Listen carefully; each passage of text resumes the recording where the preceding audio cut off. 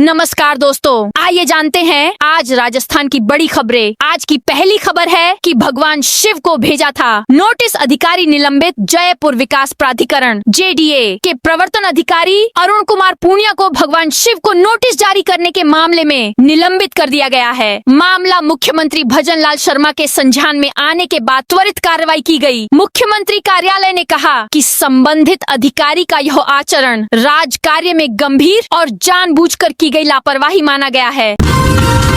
12 जिला अध्यक्षों को कारण बताओ, नोटिस। यूथ कांग्रेस में अनुशासनहीनता एक बार फिर चर्चा में है। संगठन ने 12 जिला अध्यक्षों को कारण बताओ नोटिस जारी किया है। 2 दिन पहले राष्ट्रीय प्रभारी की महत्वपूर्ण बैठक हुई थी, लेकिन ये पदाधिकारी बिना सूचना दिए मीटिंग में शामिल नहीं हुए। इससे पहले हाल ही में हुए एक प्रदर्शन में गैर हाजिर रहने पर 18 जिला अध्यक्षों को भी नोटिस जारी किया गया था, जिनमें से अब तक आधे ही जवाब भेज पाए हैं। 31 दिसंबर के बाद अपात्रों से होगी वसूली। राजस्थान में खाद्य एवं नागरिक आपूर्ति मंत्री सुमित गोदारा ने बताया कि गत वर्ष 1 नवंबर को शुरू हुए गिव अप अभियान के तहत प्रदेश में अब तक 48 लाख संपन्न लोगों ने स्वेच्छा से अपना नाम खाद्य सुरक्षा सूची से हटाया है। खाद्य सुरक्षा सूची में इससे बनी रिक्तियों के कारण खाद्य एवं नागरिक आपूर्ति विभाग लगातार वास्तविक हकदारों को खाद्य सुरक्षा से जोड़ पा रहा है। नरेश मीणा की जमानत कैंसिलेशन पर सुनवाई 12 दिसंबर को टोंक के SC ST कोर्ट ने नरेश मीणा की जमानत रद्द करने की याचिका पर सुनवाई की। अगली तारीख 12 दिसंबर दी है। हाई कोर्ट से मिली जमानत रद्द करने से संबंधित याचिका पर शुक्रवार को बहस होनी थी, लेकिन एडीएम पब्लिक प्रोसिक्यूटर APP ने सपोटरा थाने में मीणा के खिलाफ दर्ज केस डूंगरी बांध को लेकर प्रधानमंत्री मुख्यमंत्री पर अपमानजनक टिप्पणी को लेकर शुक्रवार को ही SC ST कोर्ट में प्रार्थना पत्र लगाया। इसमें बताया कि नरेश मीणा के खिलाफ एक और मामला दर्ज हुआ है। अजमेर के दरगाह क्षेत्र से हटाया अतिक्रमण। ख्वाजा गरीब नवाज के 814वें उर्स से पहले नगर निगम ने शनिवार सुबह दरगाह क्षेत्र में अवैध अतिक्रमण के खिलाफ बड़ी कार्रवाई की। नगर निगम की टीम ने दरगाह थाना और विभिन्न थानों की पुलिस के सहयोग से दरगाह क्षेत्र के अंदर कोट, 2.5 दिन का झोपड़ा, दिल्ली गेट आदि इलाकों में निगम का पीला पंजा चलाया। इस कार्रवाई से इलाके में हड़कंप मच गया। इस दौरान पुलिस के अधिकारी, दरगाह थाना पुलिस के जवान और भारी संख्या में पुलिस बल भी मौजूद रहा। नालियों और सड़कों से अवैध अतिक्रमण हटाने के लिए यह कार्रवाई की गई। चित्तौड़गढ़ डेयरी ने बदली पैक्ड दूध की दरें। चित्तौड़गढ़ प्रतापगढ़ दुग्ध उत्पादक सहकारी संघ ने अपने पैक्ड दूध के अलग अलग पैक साइज की कीमतों में बदलाव किया है। यह नई दरें 13 नवंबर से लागू हो चुकी हैं, लेकिन कई बूथों पर अब भी पुराने दामों पर दूध बेचा जा रहा है। इस कारण उपभोक्ताओं से चित्तौड़गढ़ डेयरी में लगातार शिकायतें मिल रही हैं। लोगों का कहना है कि डेयरी ने रेट कम कर दिए हैं, फिर भी बूथों पर उन्हें ज्यादा कीमत चुकानी पड़ रही है। राजस्थान हाईकोर्ट ने दिए 30 से अधिक निर्देश। राजस्थान हाईकोर्ट ने साइबर अपराधों को लेकर कहा कि सभी बैंक खातों का KYC व हर गिग वर्कर का पंजीयन अनिवार्य हो। वहीं किसी को 3 से अधिक सिम जारी नहीं हो। 50,000 से कम सालाना लेन देन वालों को इंटरनेट बैंकिंग सुविधा नहीं दें। इसके अलावा साइबर अपराध रोकने के लिए राज्य सरकार अलग से केंद्र जैसा ढांचा खड़ा करे, अलग टोल फ्री नंबर जारी करने, जाँच के लिए एक्रीडेटेड लैब बनाए। राजस्थान पुलिस महकमे में बड़ा फेरबदल। गृह विभाग ने शुक्रवार देर रात 26 अतिरिक्त पुलिस अधीक्षकों के तबादले कर दिए। आदेश के अनुसार विनोद कुमार सीपा को अतिरिक्त पुलिस अधीक्षक दौसा, चक्रवर्ती सिंह राठौड़ को बीकानेर शहर, शोराजमल मीणा को महिला अपराध अनुसंधान सेल झालावाड़, जबकि राजेश कुमार शर्मा को महिला अपराध अनुसंधान सेल पूर्व पुलिस आयुक्तालय जयपुर में लगाया गया है। राजस्थान में स्टूडेंट्स के लिए खुशखबरी। मोहनलाल सुखाड़िया विश्वविद्यालय ने 10 साल से बकाया प्रश्न पत्रों के कारण डिग्री से वंचित विद्यार्थियों को बड़ी राहत दी है। ऐसे विद्यार्थी सत्र 2025 से 26 में परीक्षा के लिए आवेदन कर सकेंगे। विश्वविद्यालय ने स्पष्ट किया है कि वार्षिक पद्धति के अंतर्गत 2014 से 15 के बाद से जिन विद्यार्थियों की उपाधि बकाया परीक्षाओं के कारण अपूर्ण रही है, उन्हें एक अंतिम विशेष अवसर परीक्षा सत्र 2025 से 26 में दिया जा रहा है। संबंधित विद्यार्थी 1 दिसंबर 2025 से ऑनलाइन परीक्षा आवेदन पत्र भर सकते हैं। आज 6 जिलों में येलो अलर्ट। राजस्थान में पश्चिमी विक्षोभ के असर से शुक्रवार को सीजन की पहली मावट हुई। जयपुर, सीकर, ब्यावर, पाली सहित अन्य जिलों में हल्की बारिश के बाद ठंड बढ़ गई। सुबह सुबह कोहरा भी पड़ने लगा है। सर्दी से बचने के लिए लोग अलाव तापते नजर आए। वहीं मौसम विभाग ने आज और कल के लिए घने कोहरे का येलो अलर्ट भी जारी किया है। मौसम विभाग ने 29 और 30 नवंबर को येलो अलर्ट जारी करते हुए अजमेर, ब्यावर, भीलवाड़ा, चित्तौड़गढ़, राजसमंद और टोंक में घने कोहरे की संभावना जताई है। वहीं दिसंबर महीने के लिए भी अभी से चेतावनी आ गई है। दिसंबर में कड़ाके की ठंड शुरू हो जाएगी। ऐसे में विभाग ने 2 दिसंबर के लिए झुंझुनू, सीकर, चूरू, डीडवाना, कुचामन और नागौर में शीतलहर का येलो अलर्ट जारी किया है। राजस्थान के धर्मांतरण विरोधी कानून पर फिर सुप्रीम कोर्ट का नोटिस। सुप्रीम कोर्ट ने राजस्थान के धर्मांतरण विरोधी कानून को चुनौती देने वाली चौथी याचिका पर राज्य सरकार को नोटिस जारी कर जवाब मांगा है। अब इस मामले पर उत्तर प्रदेश, मध्य प्रदेश, हिमाचल प्रदेश, उत्तराखंड, गुजरात, छत्तीसगढ़, हरियाणा और झारखंड के समान कानूनों से संबंधित याचिकाओं के साथ सुनवाई होगी। राजस्थान में सरकारी अस्पतालों को बड़ा निर्देश। गरीब और जरूरतमंद मरीजों को बड़ी राहत मिल सकती है। अब जनाधार कार्ड या अन्य दस्तावेज नहीं होने पर भी सरकारी अस्पताल इलाज से इनकार नहीं कर सकेंगे। राजस्थान पत्रिका में गुरुवार को प्रकाशित खबर, दस्तावेज नहीं तो सरकारी अस्पताल भी निजी के बाद चिकित्सा एवं स्वास्थ्य विभाग ने तुरंत कार्रवाई की। प्रमुख शासन सचिव गायत्री राठौड़ ने शुक्रवार रात सवाई मानसिंह अस्पताल, गणगौरी अस्पताल और महिला चिकित्सालय का औचक निरीक्षण कर व्यवस्थाओं का जायजा लिया।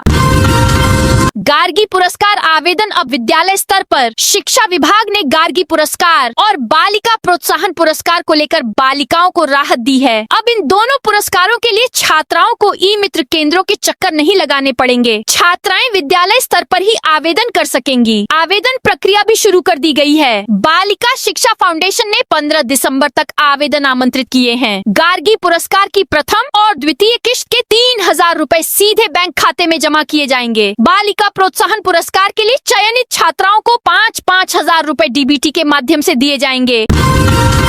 राजस्थान के 20 शहरों की हवा खराब। हाँ, एक और देश की राजधानी दिल्ली और उसके आसपास के इलाके एनसीआर भीषण प्रदूषण की मार झेल रहे हैं। वहीं अब राजस्थान के भी बड़े हिस्से पर खराब हवा का साया गहरा गया है। केंद्रीय प्रदूषण नियंत्रण बोर्ड सीपीसीबी के ताजा आंकड़ों के मुताबिक राजस्थान के करीब 20 शहरों में वायु गुणवत्ता सूचकांक AQI खराब से लेकर बहुत खराब श्रेणी में दर्ज किया गया है। राजस्थान का औद्योगिक शहर भिवाड़ी इस लिस्ट में सबसे ऊपर है, जहां शनिवार सुबह AQI का स्तर 300 के पार पहुंच गया है, जो वेरी पुअर श्रेणी को दर्शाता है। यह स्थिति राज्य के लाखों नागरिकों के स्वास्थ्य के लिए एक गंभीर चेतावनी है।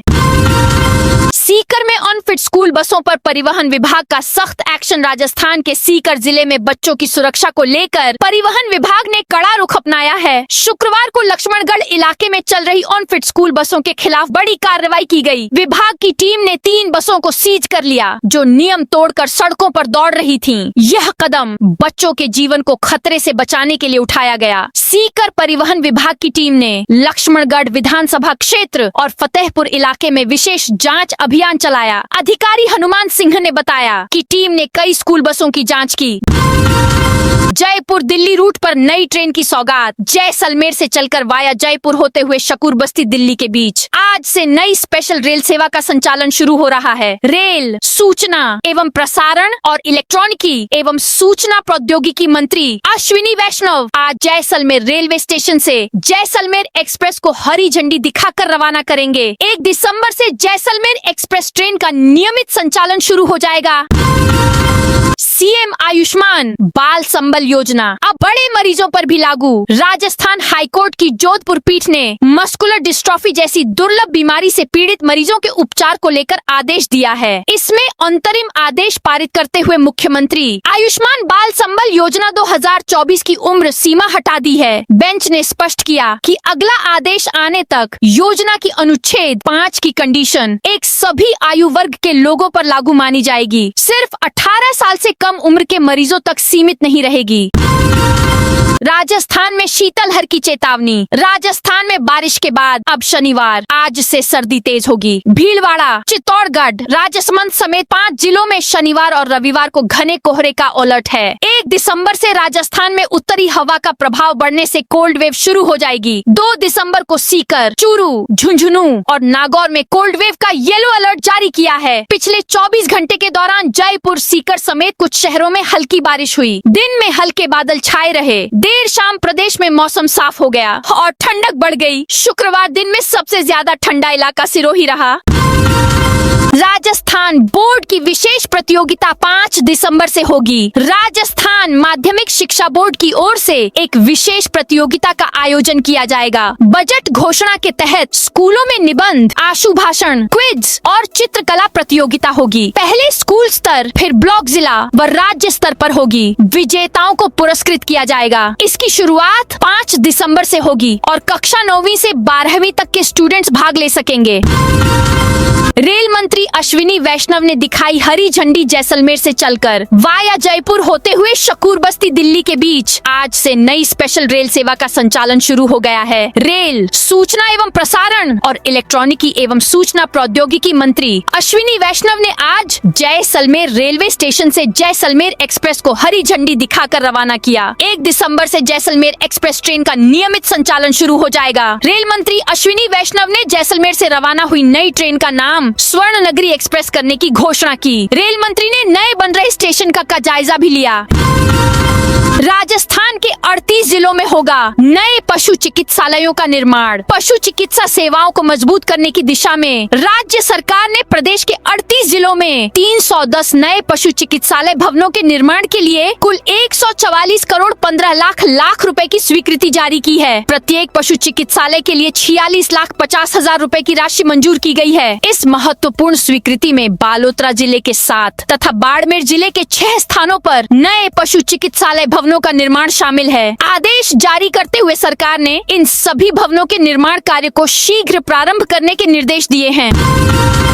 घटिया निर्माण सामग्री से भड़क उठे ग्रामीण। सोनेला गांव से करीब 1.5 किलोमीटर दूर माताजी मंदिर के पास 46 लाख रुपए की लागत से बन रहे उप स्वास्थ्य केंद्र के निर्माण में घटिया सामग्री उपयोग किए जाने के आरोपों को लेकर बड़ी संख्या में ग्रामीण मौके पर पहुंच गए। ग्रामीणों ने निर्माण कार्य पर नाराजगी जताते हुए छत डालने की प्रक्रिया रुकवा दी और अब तक हुए निर्माण की उच्च स्तरीय जांच की मांग उठाई। सूचना मिलते ही रेवदर ब्लॉक चिकित्सा अधिकारी लोंग मोहम्मद मौके पर पहुंचे और ग्रामीणों को आश्वस्त किया कि संबंधित विभाग के एएन सहित उच्च अधिकारियों को मामले से अवगत करवा जांच कराई जाएगी। इसके बाद ही निर्माण कार्य पुनः शुरू होगा। 1 अप्रैल से शुरू होगा आगामी शिक्षा सत्र। राजस्थान शिक्षा विभाग के आगामी शिक्षा सत्र 1 अप्रैल 2026 से शुरू करने के निर्णय का सीधा प्रभाव इस सत्र की होने वाली वार्षिक परीक्षाओं पर पड़ा है। अब ये परीक्षाएं पूर्व निर्धारित समय से 1 माह पूर्व आयोजित की जाएगी। शिक्षा निदेशक सीताराम जाट ने शिविरा पंचांग 2025 से 26 में संशोधन कर नए आदेश जारी किए हैं। संशोधित पंचांग में माध्यमिक शिक्षा बोर्ड की परीक्षाओं की संभावित तिथियां भी शामिल की गई हैं। कक्षा 10वीं बोर्ड परीक्षा व 12वीं बोर्ड परीक्षा की प्रस्तावित तिथियां 12 फरवरी से 12 मार्च 2026 के बीच संपन्न करवानी होंगी। सीएम आयुष्मान बाल संबल योजना में अब सभी करा सकेंगे इलाज। राजस्थान हाई कोर्ट ने मस्कुलर डिस्ट्रॉफी और अन्य रेयर बीमारियों से जूझ रहे मरीजों की गंभीर स्थिति को देखते हुए निर्देश दिए कि राज्य सरकार की मुख्यमंत्री आयुष्मान बाल संबल योजना 2024 में दी गई उम्र सीमा अगले आदेश तक लागू नहीं रहेगी और 18 वर्ष से अधिक उम्र के सभी मरीजों को भी उपचार का वही लाभ मिलेगा जो अभी तक केवल नाबालिगों के लिए उपलब्ध था। इस शहर में निर्धन वर्ग के लिए प्लॉट दे रही सरकार। अजमेर विकास प्राधिकरण ADA ने आर्थिक रूप से कमजोर वर्ग EWS और अल्प आय वर्ग LIG के परिवारों के लिए एक महत्वपूर्ण आवासीय योजना की घोषणा की है। माखूपुरा क्षेत्र में प्रस्तावित इस नई योजना का नाम श्यामा प्रसाद मुखर्जी नगर रखा गया है। इस योजना के तहत कुल 202 सामान्य आवासीय भूखंडों का आवंटन किया जाना है। कोटा बना बना दुनिया का दूसरा सिग्नल फ्री शहर। देश भर में कोचिंग नगरी के नाम से मशहूर राजस्थान के कोटा शहर को अब एक और नई पहचान मिल गई है। कोटा अब दुनिया का वह दूसरा शहर बन गया है जहां मुख्य सड़कों और चौराहों पर ट्रैफिक लाइट्स नहीं हैं। यह अनूठा ट्रैफिक सिग्नल फ्री मॉडल शहर के आवागमन को इतना सुगम बना चुका है कि अब इस शहर के चर्चे दुनिया के नक्शे पर होने लगे हैं। कोटा की यह उपलब्धि तब सुर्खियों में आई जब प्रसिद्ध उद्योगपति और महिंद्रा समूह के अध्यक्ष आनंद महिंद्रा इस व्यवस्था से प्रभावित होकर अपनी प्रतिक्रिया सोशल मीडिया पर दी। शहरवासी इस मॉडल को लेकर बेहद गर्व महसूस करते हैं, जिसे पूर्व सरकार के एक बड़े विजन का नतीजा बताया जा रहा है। अजमेर में बुलडोजर एक्शन के बाद बाजार बंद। अजमेर में होने वाले उर्स मेले को देखते हुए नगर निगम और प्रशासन ने शनिवार सुबह अवैध अतिक्रमण के खिलाफ बड़ी कार्रवाई की। इसके बाद नला बाजार में अचानक तनाव का माहौल बन गया, जिस पर वहां के व्यापारियों ने निगम की कार्रवाई का विरोध करते हुए पूरा बाजार बंद कर दिया। वे इस अचानक हुई तोड़फोड़ से काफी नाराज दिखे। व्यापारियों का कहना है कि बिना पहले से सूचना दिए कार्रवाई करना गलत है। झालावाड़ में 14 थानाधिकारियों का तबादला। झालावाड़ जिले में 14 पुलिस थानाधिकारियों का तबादला किया गया है। पुलिस अधीक्षक एसपी अमित कुमार ने इस संबंध में आदेश जारी किए हैं। इन तबादलों में 7 निरीक्षक CI स्तर के अधिकारियों के थाने बदले गए हैं, जबकि 3 अधिकारियों को अन्य जिलों से झालावाड़ में नियुक्त किया गया है और 4 को पुलिस लाइन से थानों में पदस्थापित किया गया है। ऊर्जा मंत्री हीरालाल नागर ने सावन भादो डैम का किया निरीक्षण। ऊर्जा मंत्री हीरालाल नागर ने शुक्रवार को कनवास स्थित सावन भादो डैम का निरीक्षण किया। उन्होंने डैम के टूटे हुए गेट की तुरंत मरम्मत कर किसानों को पानी उपलब्ध कराने के निर्देश दिए। मंत्री ने मुकंदरा टाइगर रिजर्व के अधिकारियों को बुलाकर उन्हें डैम तक पहुंचने के लिए रास्ता देने के लिए भी निर्देशित किया। उन्होंने कहा कि डैम की सुरक्षा एवं अन्य देखरेख के लिए इंजीनियरों का पैदल पहुँचना बहुत चुनौतीपूर्ण है। ऐसे में डैम तक पहुंचने के लिए रास्ता दिया जाए, जहां पर ग्रेवल सड़क बना करके मोटर व्हीकल पहुंचे। ऐसी व्यवस्था होनी चाहिए, जिस पर वन्य जीव विभाग के अधिकारियों ने भी सहमति जताई।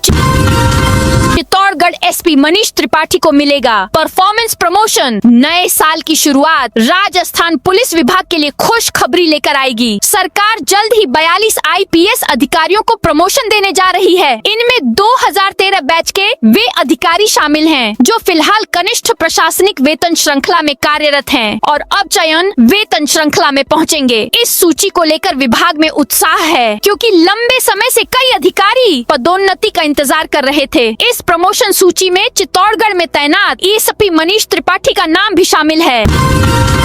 झुंझुनू में 32,000 वोटर के एड्रेस बदले। विशेष गहन पुनरीक्षण के दौरान झुंझुनू जिले की मतदाता सूचियों में एक बड़ा बदलाव सामने आया है। बूथ लेवल अधिकारियों BLO द्वारा किए गए घर घर सर्वे में यह खुलासा हुआ है कि जिले के 32,187 से अधिक मतदाता अब स्थायी रूप से अपने मूल निवास स्थान को छोड़ चुके हैं। BLO ने इन सभी मतदाताओं की permanent shift report IA form तैयार कर उच्चाधिकारियों को भेज दी है। जिले में मतदाताओं के स्थायी रूप से शिफ्ट होने का औसत 1.74% है। धौलपुर में शराब पीकर वाहन चलाने पर कार्रवाई। धौलपुर में शराब पीकर वाहन चलाने वालों के खिलाफ पुलिस ने एक विशेष अभियान चलाया। इस दौरान 996 वाहन चालकों की जांच की गई, जिनमें से 58 को शराब के नशे में वाहन चलाते हुए पाया गया। इन सभी के खिलाफ नियमानुसार सख्त कार्रवाई की गई है। यह अभियान पुलिस अधीक्षक विकास सांगवान के नेतृत्व में संचालित हुआ। टोंक में 17 नए थाना प्रभारी लगाए। 10 SI बदले। जिले के पुलिस महकमे में बड़ा फेरबदल किया गया है। एसपी राजेश कुमार मीना ने 17 थाना अधिकारियों के तबादले किए हैं। इनमें नए थाना प्रभारी लगा दिए हैं। ये सभी इंस्पेक्टर हैं। इसे लेकर शुक्रवार देर शाम आदेश जारी किए गए थे। नए थाना प्रभारी ज्यादातर अन्य रेंज से आए हैं। ये पदस्थापन की प्रतीक्षा में थे। इनके अलावा 10 सब इंस्पेक्टरों के भी तबादले किए हैं। सुखाड़िया यूनिवर्सिटी में भाणावत को मिली बड़ी जिम्मेदारी। उदयपुर के मोहनलाल सुखाड़िया यूनिवर्सिटी के कार्यवाहक कुलगुरु प्रो BP सारस्वत ने प्रो शूरवीर सिंह भाणावत को बड़ी जिम्मेदारी सौंपी है। उन्हें यूनिवर्सिटी स्पोर्ट्स बोर्ड के चेयरमैन और master of human resource management के निदेशक के रूप में नियुक्ति मिली है। भाणावत ने रजिस्ट्रार डॉ BC गर्ग से चेयरमैन का कार्यभार ग्रहण किया। बांसवाड़ा में आगजनी तोड़फोड़ करने वाले 6 गिरफ्तार। बांसवाड़ा में मौताने की मांग को लेकर आगजनी और प्रदर्शन करने वाले 6 आरोपियों को पुलिस ने गिरफ्तार किया है। इस घटना के बाद से ये सभी फरार थे। मामला पाटना थाना क्षेत्र के एक गांव का था। थाना क्षेत्र के पीड़ित ने 8 सितंबर को रिपोर्ट दर्ज कराई थी कि 7 सितंबर को 26 नामजद और 25 से 30 अन्य आरोपी उनके और उनके परिजनों के घर पर पत्थर, कुल्हाड़ी और अन्य हथियार लेकर आए थे। आरोपियों ने लक्ष्मण की मौत का आरोप लगाते हुए उनसे 10 लाख रुपए मौताना की मांग की थी। इसका विरोध करने पर आरोपियों ने प्रार्थी और परिजनों के साथ गाली गलौज और मारपीट की। घर की महिलाओं के साथ छेड़खानी की गई, कपड़े फाड़े गए और बस भी किया गया। ऊर्जा मंत्री हीरालाल नागर ने सावन भादो डैम का किया निरीक्षण। ऊर्जा मंत्री हीरालाल नागर ने शुक्रवार को कनवा स्थित सावन भादो डैम का निरीक्षण किया। उन्होंने डैम के टूटे हुए गेट की तुरंत मरम्मत कर किसानों को पानी उपलब्ध कराने के निर्देश दिए। मंत्री ने मुकंदरा टाइगर रिजर्व के अधिकारियों को बुलाकर उन्हें डैम तक पहुंचने के लिए रास्ता देने के लिए भी निर्देशित किया। उन्होंने कहा कि डैम की सुरक्षा एवं अन्य देखरेख के लिए इंजीनियरों का पैदल पहुँचना बहुत चुनौतीपूर्ण है। ऐसे में डैम तक पहुँचने के लिए रास्ता दिया जाए, जहां पर ग्रेवल सड़क बना करके मोटर व्हीकल पहुंचे। ऐसी व्यवस्था होनी चाहिए, जिस पर वन्य जीव विभाग के अधिकारियों ने भी सहमति जताई।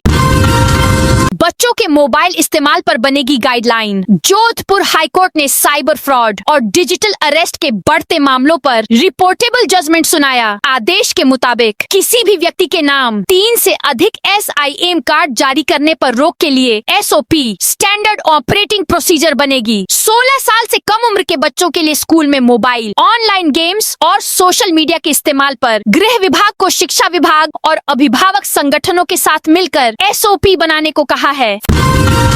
फतेहगढ़ डिस्कॉम AEN सहित 4 आरोपी गिरफ्तार। जैसलमेर जिले के फतेहगढ़ डिस्कॉम में फर्जी बिजली तंत्र से लाखों यूनिट बिजली चोरी का मामला सामने आने के बाद डिस्कॉम ने आरोपियों के खिलाफ कड़ी कार्रवाई की है। जोधपुर डिस्कॉम एवं सतर्कता पुलिस की संयुक्त कार्रवाई में न केवल पूरा अवैध तंत्र ध्वस्त किया गया, बल्कि इसमें मिली भगत करने वाले डिस्कॉम के तत्कालीन अधिकारियों और कर्मचारियों को भी गिरफ्तार कर लिया गया है। राजस्थान में एरोस्पेस एंड डिफेंस और सेमीकंडक्टर पॉलिसी लागू होगी। राज्य में भजनलाल सरकार के कार्यकाल के 2 साल पूरे होंगे। इस मौके पर सरकार 15 दिन तक अलग अलग कार्यक्रम आयोजित कर जश्न मनाएगी। इसमें aerospace and defence policy, semiconductor policy आदि को लागू किया जाएगा। मुख्य कार्यक्रम 15 दिसंबर को होगा। इस दिन 34,600 करोड़ रुपए की विभिन्न परियोजनाओं का शिलान्यास एवं लोकार्पण किया जाएगा। सवाई माधोपुर में पुराने शहर की सब्जी मंडी हुई बंद। सवाई माधोपुर नगर परिषद की ओर से शुक्रवार को पुराने शहर के नेहरू पार्क में संचालित सब्जी मंडी को स्थायी रूप से बंद करवा दिया गया। इसके बाद अब शहर की करीब 60,000 आबादी सब्जी खरीदने के लिए परेशानी होती दिखेंगी। हालांकि नगर परिषद की ओर से फिलहाल अस्थायी सब्जी मंडी के लिए जगह तलाश की जा रही है।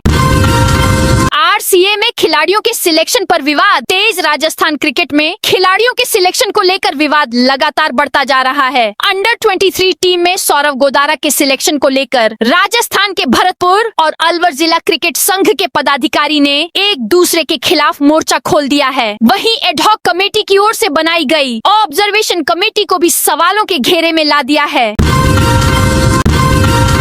जोधपुर निगम सफाई कर्मचारियों को मिला कांग्रेस नेताओं का समर्थन। जोधपुर नगर निगम के सफाई कर्मचारियों के वार्ड बदलने का विरोध लगातार जारी है। सफाई कर्मचारियों ने शुक्रवार को निगम कार्यालय के बाहर दूसरे दिन भी धरना देकर विरोध जताया। दूसरे दिन सफाई कर्मचारियों 2 को कांग्रेस नेताओं का समर्थन मिला। कांग्रेस नेता राजेंद्र सिंह सोलंकी, पूर्व विधायक मनीष पवार, कांग्रेस जिला अध्यक्ष ओमकार वर्मा, पूर्व जिला अध्यक्ष सलीम खान, सूरसागर से कांग्रेस विधानसभा प्रत्याशी रहे शहजादा खान सहित कई कार्यकर्ता धरना स्थल पर पहुंचकर शामिल हुए। RGHS में गड़बड़ी करने पर एक्शन। 28 सरकारी कर्मचारी suspend. Rajasthan government health scheme RGHS में गड़बड़ी करके ज्यादा मुनाफा कमाने और सरकार को रेवेन्यू लॉस लगाने वालों पर एक्शन हुआ है। मेडिकल हेल्थ डिपार्टमेंट ने पिछले 3 माह में प्रदेश के अलग अलग जिलों में संचालित 34 हॉस्पिटलों और 431 फार्मा स्टोर को योजना से सस्पेंड कर दिया है। साथ ही 28 सरकारी कर्मचारियों को योजना के दुरुपयोग के मामलों में सस्पेंड किया है। तो दोस्तों, यह थी आज राजस्थान की बड़ी खबरें। आप इस वीडियो को अभी कौन से जिले से देख रहे हैं, उस जिले का नाम कमेंट में बताइए।